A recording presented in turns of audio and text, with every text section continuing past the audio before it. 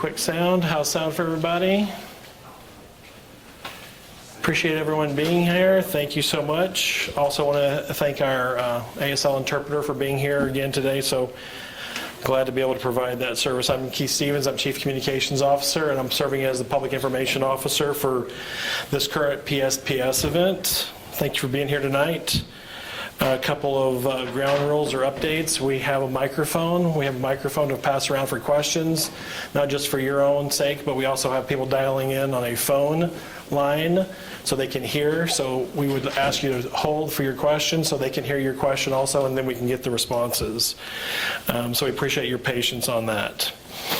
We're going to start with safety as we always do here at PG&E. Aaron Garvey, my colleague, is going to serve as our incident commander. Aaron's right over here.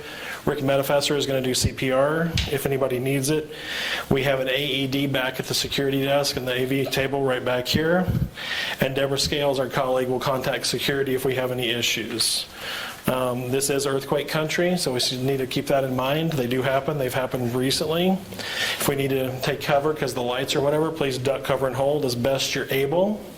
Should we need to exit this building, don't go through these doors. Go through these two doors over here, and then we'll proceed to Bechtel Plaza across Market. If that's not safe, we will proceed down Market Street to the Embarcadero Plaza. So tonight, and our final update is in the event of an active shooter, we need to get out, hide out, and take out. We'll have comments tonight from several of our colleagues. We have Bill Johnson here, who's our president and CEO of PG Corporation. We also have Mark Quinlan, who's our incident commander for the current PSPS event that started last night and is continuing right now. And we also have Scott Strenfeld, who's our principal meteorologist, who will give us a couple weather updates. Again, if you're on the phone line listening and you have questions, our media line is 415-973-5930 for questions. So with that, I'm going to turn it over to Scott for a weather update. Let me, as I do that, sorry about that, I'm just going to cover kind of the run of show for what we're going to do tonight. So we're going to have a weather update about what we've seen so far. Mark Quinlan, our incident commander, is going to give us an update on what we've done so far with restoration. Bill's going to provide some comments, and then we're going to have a final update on the weather that we see coming, along with some comments from Bill. So with that, we're going to go ahead and get started. Scott. Thanks, Keith. Good afternoon, everyone.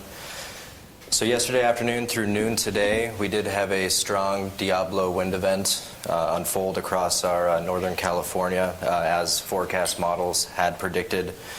We did observe some very strong wind gusts across portions of the PG&E territory. We saw some peak wind gusts in the 70-mile-per-hour range up in the North Bay. 63 miles per hour was recorded in Butte County, and near 50 miles per hour was recorded in San Mateo County. These winds were coupled with very dry and warm air, and we saw relative humidities fall into the teens and the single digits across most of Northern California, where they remain right now. The weather all clear was given by noon for all areas impacted, or at noon for all areas impacted in the Northern California footprint of this Public Safety Power Shutoff event. And now our crews are very hard at work inspecting lines, repairing any damages, removing any hazards that may be out in the field to get lines safely re-energized. In the south, the Tehachapi's in Kern County continue to experience Santa Ana winds, and Santa Ana winds continue in Southern California. We expect those winds to continue overnight tonight into tomorrow morning, and right now meteorology is anticipating being able to give the all clear for that footprint of the event, again in Kern County, the Tehachapi's, near noon tomorrow. So with that, I'll leave it there for this event, and I will be back to discuss the stronger event on the horizon.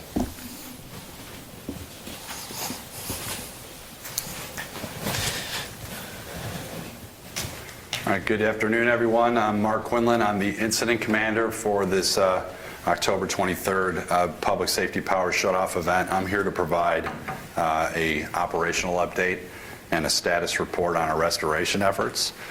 So as of last night, at this very press conference, we had just completed the shutdown event in the Sierra Foothill region of our service territory, as well as the North Bay. At 0100 hours this morning, The 24th, we began the shutdown for the remaining counties that were in scope. That's San Mateo and Kern counties, and that activity was completed at approximately 0200, consistent with plan.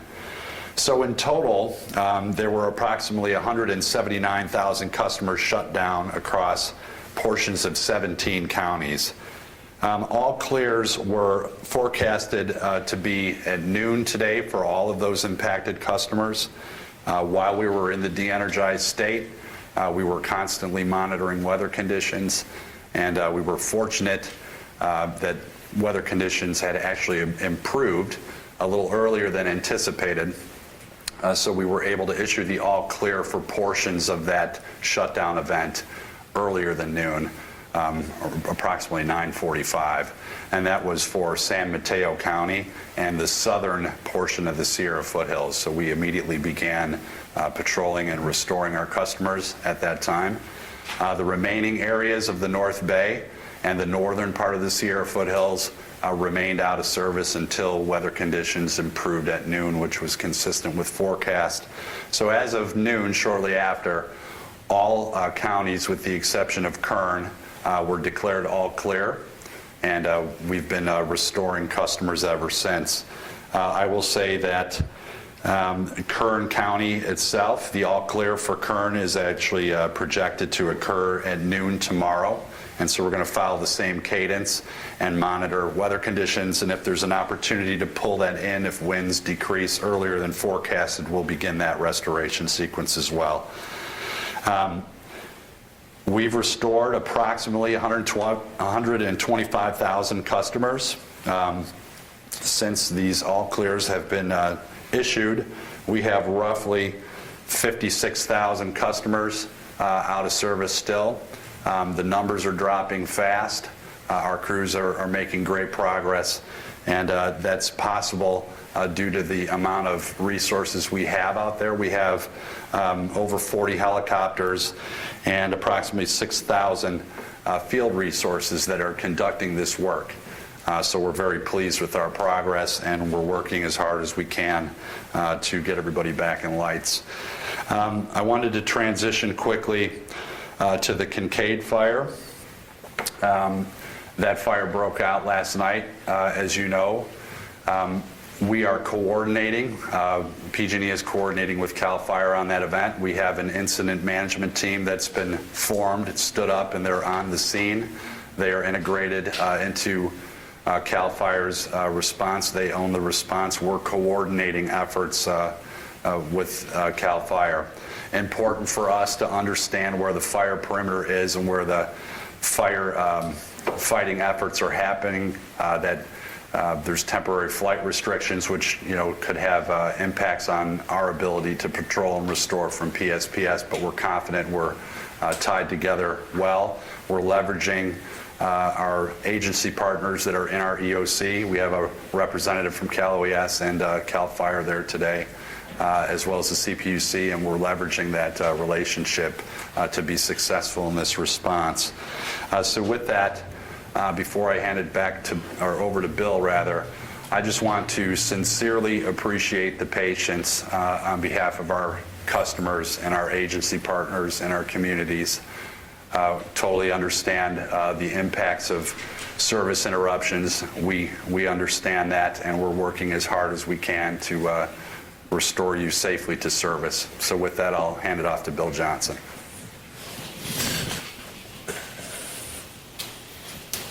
Thank you, Mark. Good evening, everyone. I'm Bill Johnson, President and CEO of PG&E Corporation. Let me echo Mark in saying how much we appreciate our customers' patience and understanding as we do these shut-off events. I understand personally, this is a hardship, particularly for people who rely on electricity for medical needs, but for schools, businesses, and just for our general way of life. None of us wants to be living without power. But we have a single, simple, and I think really important objective at work here, which is to avoid catastrophic wildfire. And given the conditions that we've been seeing, high wind speed, low humidity, high fuel content, these power shutoffs are a necessary tool for public safety. In addition, I also want to express the concern we feel here at PG&E for the people affected by the Kincaid fire in Sonoma County. Wildfire is terrible if you've ever seen it. We're supporting CAL FIRE's brave efforts on the ground here. We're grateful that the damage so far has been limited. We also know that evacuations can cause a lot of fear and concern and those kind of things.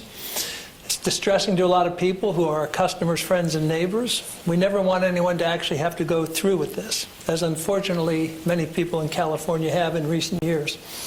So as Mark said, in response to this fire, we're working closely with CAL FIRE and other state and local agencies to help keep everybody safe.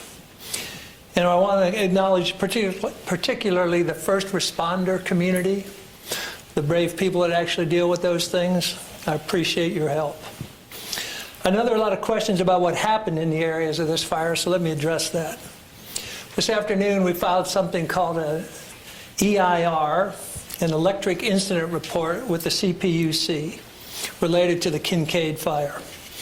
And that report notes that around 9:20 last night, we became aware of a transmission level outage in the area of the fire. When one of our field workers patrolled the area this morning, CAL FIRE personnel on the site brought to his attention and then our attention what appears to be a broken jumper on one of our transmission towers. A jumper is simply a piece of wire that jumps the conductor over the insulator. CAL FIRE had taped off the area around this base of the tower and is investigating the subject. We're continuing to investigate. Filing the EIR does not tell us where the fire started. So the fact that we filed it, or CAL FIRE and we're investigating, does not actually tell us what caused the fire or where it started. CAL FIRE, the experts in this, will draw that ultimate conclusion. But we reported our findings to the regulator and are sharing it with you out of a sense of transparency. Now, some people might ask why the transmission line was on. The transmission line was not among the lines we de-energized in Sonoma County. Transmission lines in the area remained energized during the wind event, consistent with our established protocols and procedures. In other words, they did not meet the conditions that we forecast for transmission level outages. We didn't see the wind speeds in the forecast that we typically would see for a transmission outage. And so we relied on the protocol, and we still at this point do not know exactly what happened. We did turn off the lower voltage distribution lines in the area because those did meet the wind speed and other criteria. In total, in Sonoma County now, about 40% of the customers have been restored, and we will continue to work on that in conjunction with our coordination with CAL FIRE. So beyond our restoration work in this event and the concern and the first responders about the Kincaid fire, I think it's important now to transition to the weather event ahead. So I'm going to ask Scott to come back up to discuss what the latest models are telling us.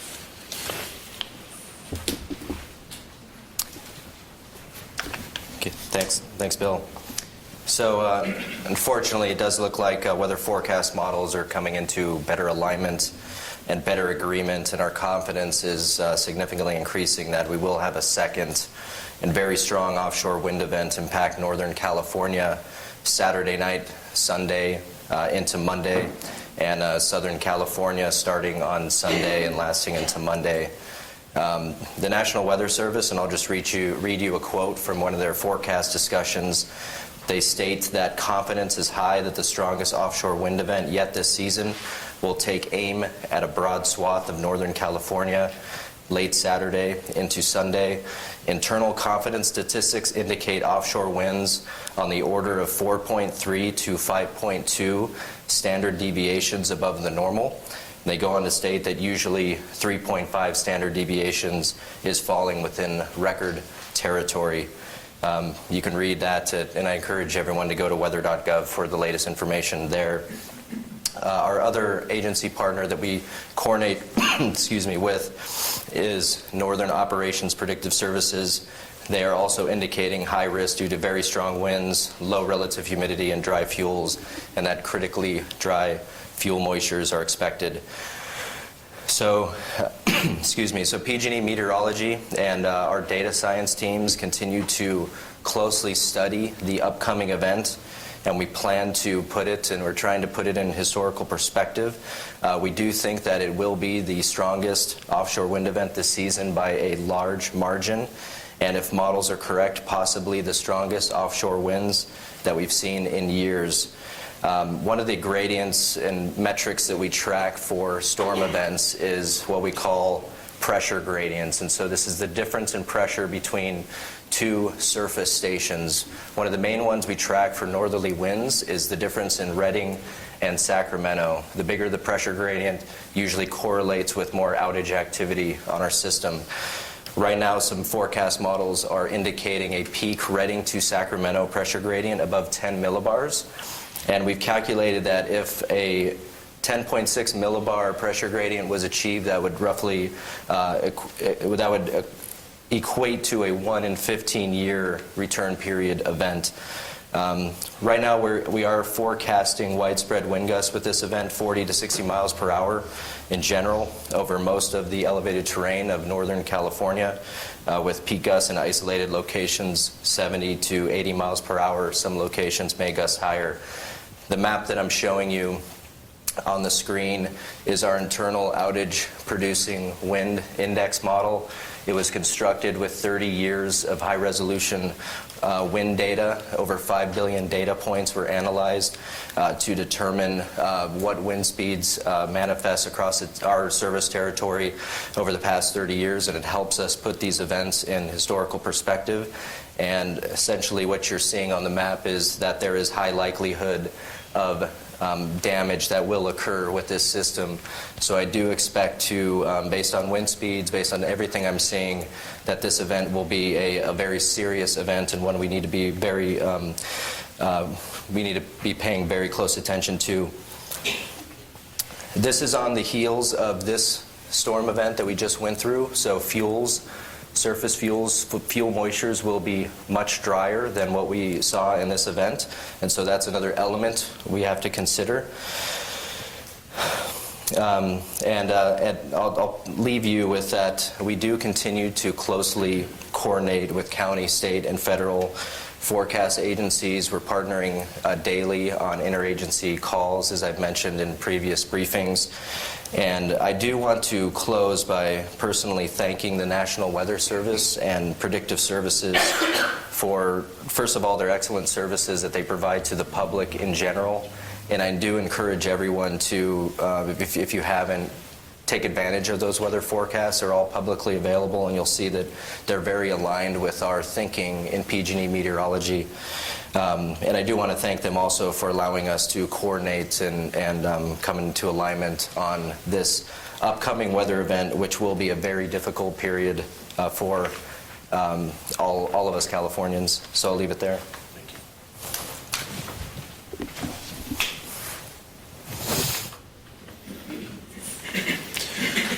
So given that weather outlook, we're at elevated potential for PSPS in 8 of the 9 zones in our service territory. That doesn't mean that the entirety of each of those zones will be without power, but we are preparing, and we're preparing with our communities and state agencies for a large-scale shutoff that has a potential to be on the same order as the one on October 9th, but of a longer duration.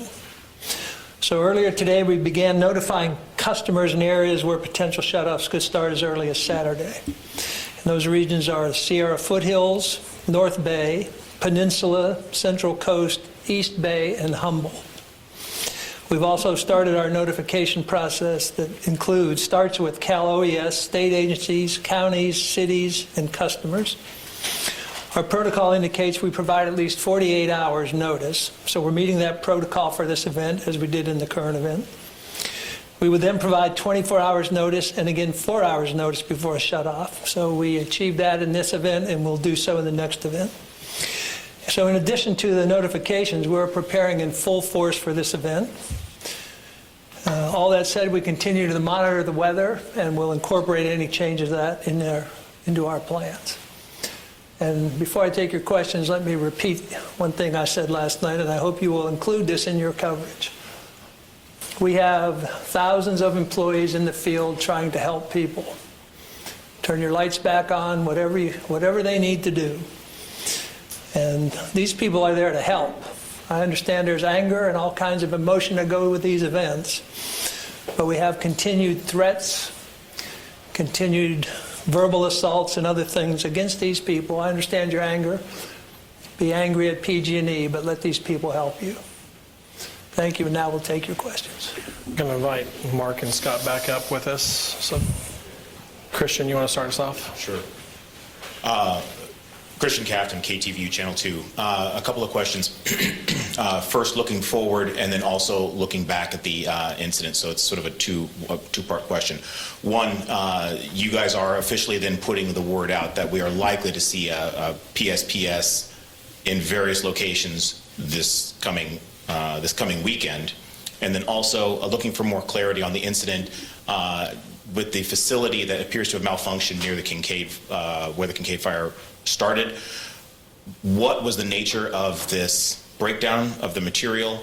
Could that have been a source of ignition? Was there scorching? What was seen in the area? We're looking for more detail on that, please. Yeah, so on the first point, we have started our notification 48 hours out, which indicates that we do believe there's strong potential for a significant event. So 48 hours notice, 24 hours and 4 hours. If we can mitigate or the weather changes, we will get that into the next notices, but we have put the notification out.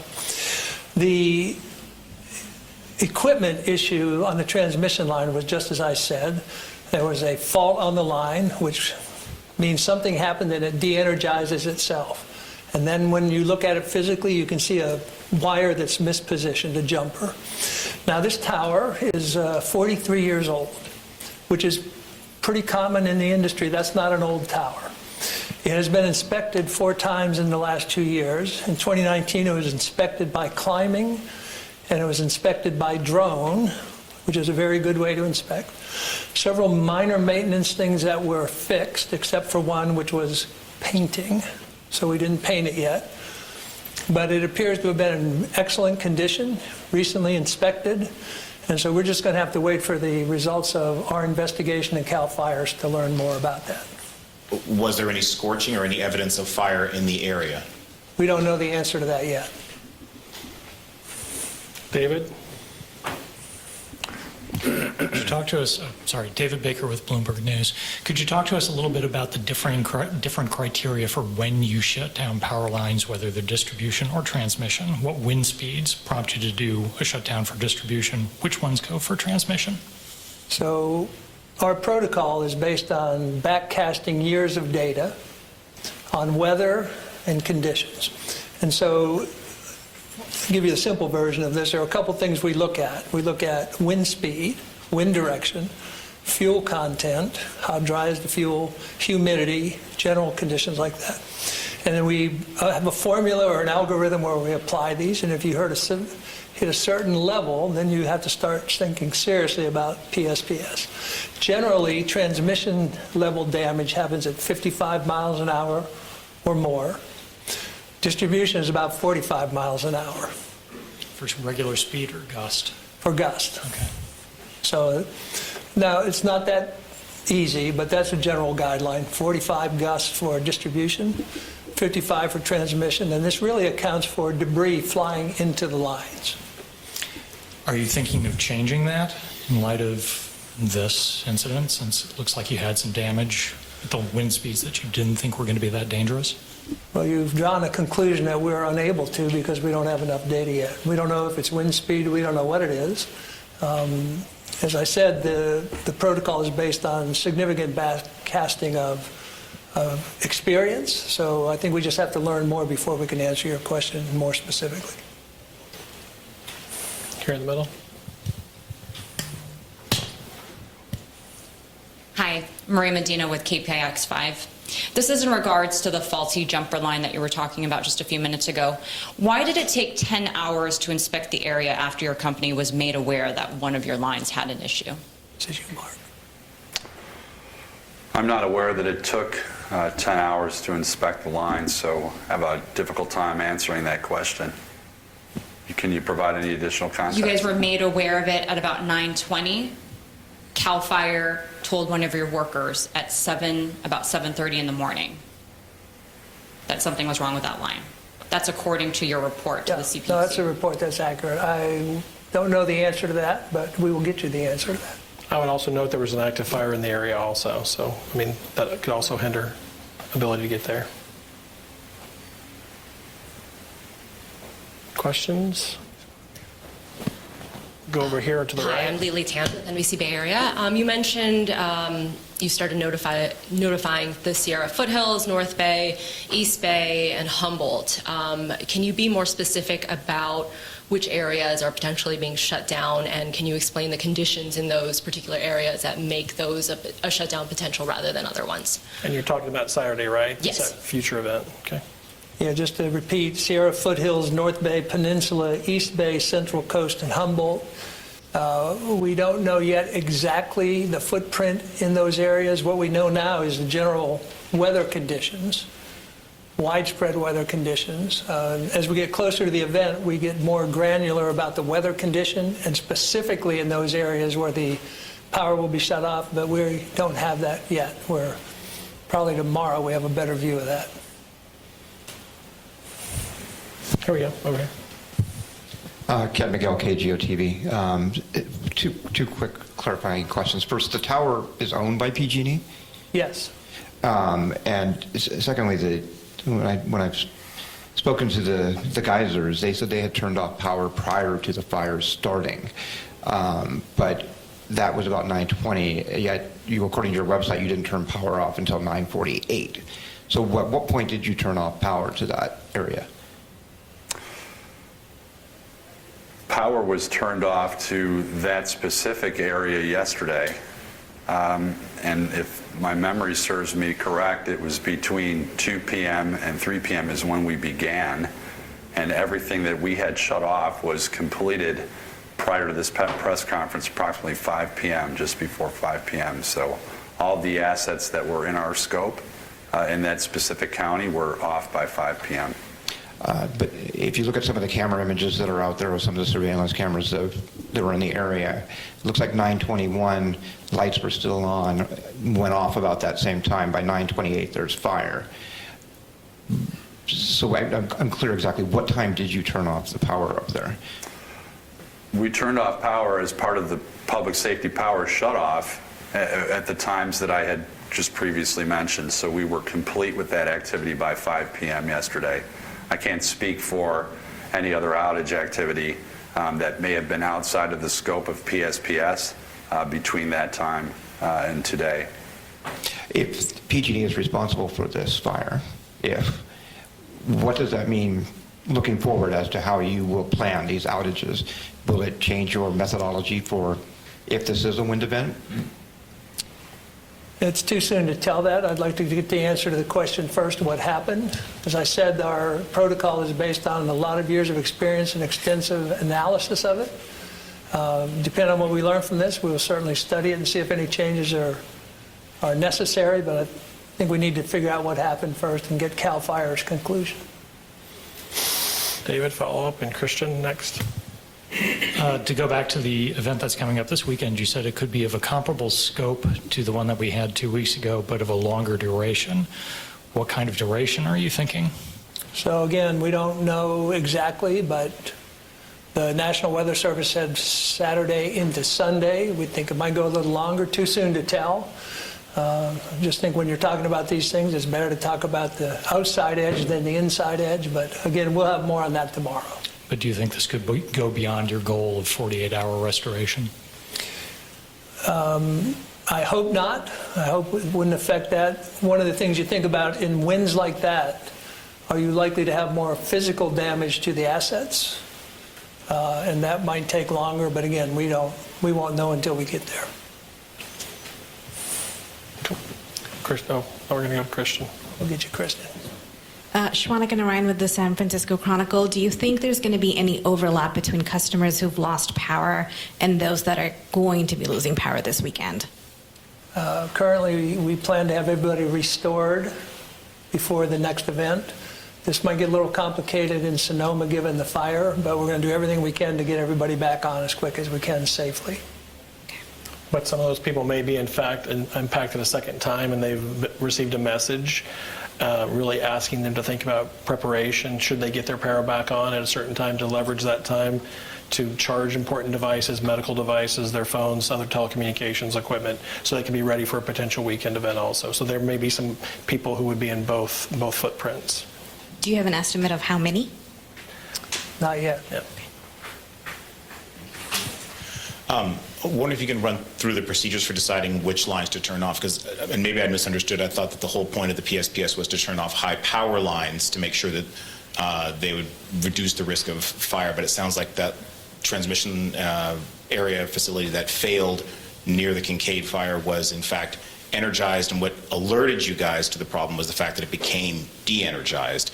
If you could run through how you prioritize what to de-energize and what you allow to stay on, because again, like I'd said, I was under the impression that you were going to be turning off high tension lines, high power lines, because those would be the ones that pose a greater fire risk, rather than maybe individual lines or feeder lines going out to individual homes, which maybe would impact more customers. So I'm going to ask Mark to respond in a little more detail, but the vast majority of fires involving electric equipment is distribution lines and vegetation contact.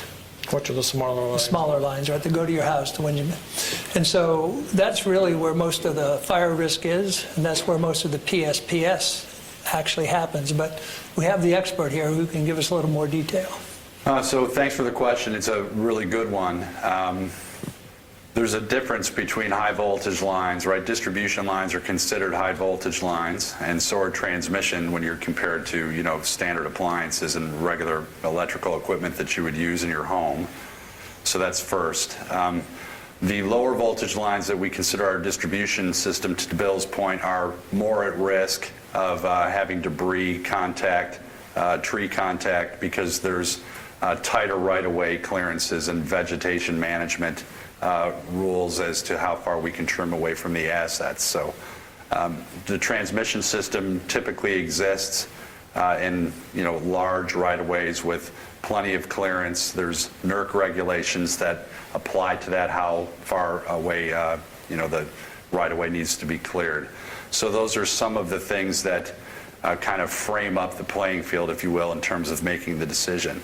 Other elements that go into making the decision are all about wind activity and fuels, right? So Scott's mentioned a couple times it's about very, very dry fuels, it's about red flag warnings, it's about wind speeds, a number of different elements that we consider when making the decision to de-energize an asset. And we do not want to de-energize an area that's larger than necessary. We're trying to be as surgical as we can and identify exactly where the wind areas are in order to de-energize the right assets. So as it relates to transmission distribution, transmission lines are typically on steel structures. They're big, they're built to a different design standard, right, than the distribution system is. Those are some of the elements that we utilize. We look at what's in the area of risk as it relates to wind and fuels, and then from there, we identify what assets we turned off based on the speed of the winds. Other questions? Do you have an estimate of how long the outage will be starting this weekend? We do not have an estimate at this point. We think it could be a longer duration than the ones we have had, but we're at least a meteorology turn or two away from that. So Scott will be busy this evening and in the morning. And has been busy. David has a follow-up. Then we'll go back over here. And just one more question. According to CPUC rules, you're required within 2 hours to report that trigger switch, but it took 14 hours to report it. Why? I think you actually have to get some information to be able to actually file the report. So that's part of compiling what's going on. Once we reach the determination, we filed that report this afternoon. Since you've got 69% of the customers restored already, does that mean you didn't find a lot of other damage cases when you were out inspecting the wires today? We have found evidence of damage, trees falling into our equipment, branches in our lines, similar to what was found from our previous event. I don't have the numbers to tell you how many, but we are definitely finding damage. I received a message from a colleague, my deputy incident commander in the EOC, after my comments, and we're actually down even further, probably around 40,000 customers that remain off. So making really good progress, and we're going to keep going in that direction. And you might know from our previous event, we did post those photos, so we're going to be getting those in, looking at them, and seeing what's best available to show everybody what happened to the system in this current event. Bill, any final comments about preparedness and weekend and taking this seriously? Yeah, so you've heard all three of us say there's a potential for a significant event. We should be prepared, and we should think about safety, and please treat our workers nicely. Thank you. Thanks, everybody. Appreciate it.